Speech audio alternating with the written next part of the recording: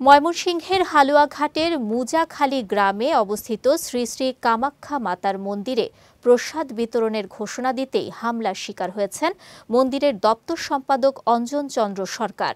এ ঘটনায় ১১ জনকে অভিযুক্ত করে পুলিশ সুপার, জেলা প্রশাসক ও হালুয়াঘাট থানায় লিখিত অভিযোগ দাখিল করা হয়েছে।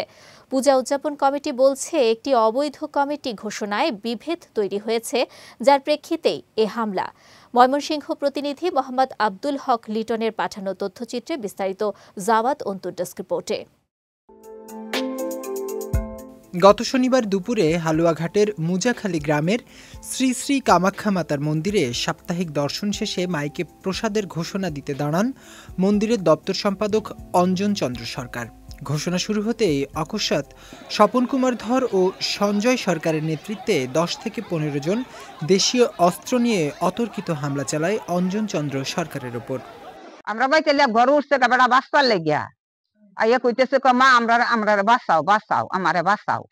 বেটা গিয়া ঘর উঠছে, বেটার পিছনে সব গেহারে বানিয়ে গেহারে ঘর উঠতে উঠছে উঠতে হেরে বেটারে শেষ তাই ঘরতে বাইর করিয়া পরে যে দরজার মধ্যে ফেলাই মাথা। সবচেয়ে বেশি যে আঘাতের উস্কানি দাতা সে হলো স্বপন ধর। উনি তার নেতৃত্বে এই অঞ্জনের উপর অতর্কিত হামলা করে। অঞ্জন চন্দ্র সরকারের মাথা, চোখ ও শরীরের বিভিন্ন স্থানে উপর্যুপরি আঘাত করা হয়। গুরুতর আহত অবস্থায় প্রথমে তাকে হালুয়াঘাট উপজেলা স্বাস্থ্য কমপ্লেক্সে নেওয়া হয়, পরে দ্রুত ময়মনসিংহ মেডিকেল কলেজ হাসপাতালে স্থানান্তর করেন চিকিৎসকরা। এ সময় ভুক্তভোগীর কাছ থেকে প্রায় ১,৯০,০০০ টাকা লুট করে নিয়ে যায় হামলাকারীরা। ওই যে বিতর্কিত কমিটির সভাপতি সেক্রেটারির উপস্থিতিতে বাবু স্বপন ধর তার সে নিজেই আমাকে মায়ের শুরু করে এবং আমার সাথে টাকা পয়সাও ছিল ১,৯০,০০০ টাকার মতো আমার পকেটে ছিল। আমার বাহিনীদেরকে নিয়ে হামলা করে আমার টাকা পয়সাও নিয়ে যায়। এ হামলাকে অত্যন্ত নিন্দনীয় ও পরিকল্পিত হিসাবে দেখছেন পূজা উদযাপন পরিষদের প্রবীণ দুই নেতা।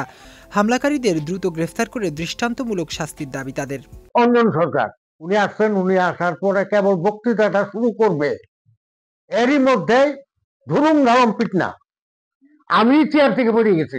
আমাদের হিন্দু সমাজের মধ্যে দ্বন্দ্ব সৃষ্টি করার জন্য তারা এই প্রক্রিয়াগুলি করছে। যারাই করে থাকুক তাদের কোনো এখতিয়ার নাই, করার মতো কোনো ফান্ডামেন্টাল কোনো রাইট নেই। এদিকে এই ঘটনার সঙ্গে যুক্ত নন জানিয়ে অভিযুক্তের দাবি, চলমান বৈধ কমিটিকে অবৈধ ঘোষণা দিয়ে এই দ্বন্দ্ব সৃষ্টি করেছে অঞ্জন সরকার ও তার লোকজন। এই কমিটিকে অবৈধ বইলা, মিথ্যা বইলা তারা আখ্যায়িত করে তারা গন্ডগোলটা তৈরি করছে। আমাকে জড়ানো হয়েছে। কেন জড়ানো হয়েছে? আমি যেহেতু ওইখানে উপস্থিত ছিলাম, আমাদের মতো আমাদের ভাইটাই যারা ছিল অনেকেই ছিল, আমরা যেহেতু ছিলাম, আমরা কেন তাদের এই বিষয়টাকে সাপোর্ট করলাম না? এই কারণে আমাদের প্রতি জিদের বশবর্তী করে আমাদেরকে জড়ানো হয়েছে।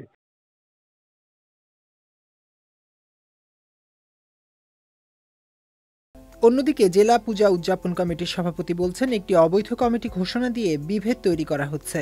তার প্রেক্ষিতে এই হামলার মধ্য দিয়ে মন্দিরের পবিত্রতা নষ্ট করে ধর্মীয় অনুভূতিতে আঘাত হানা হয়েছে জানিয়ে এর বিচারও চেয়েছেন তিনি।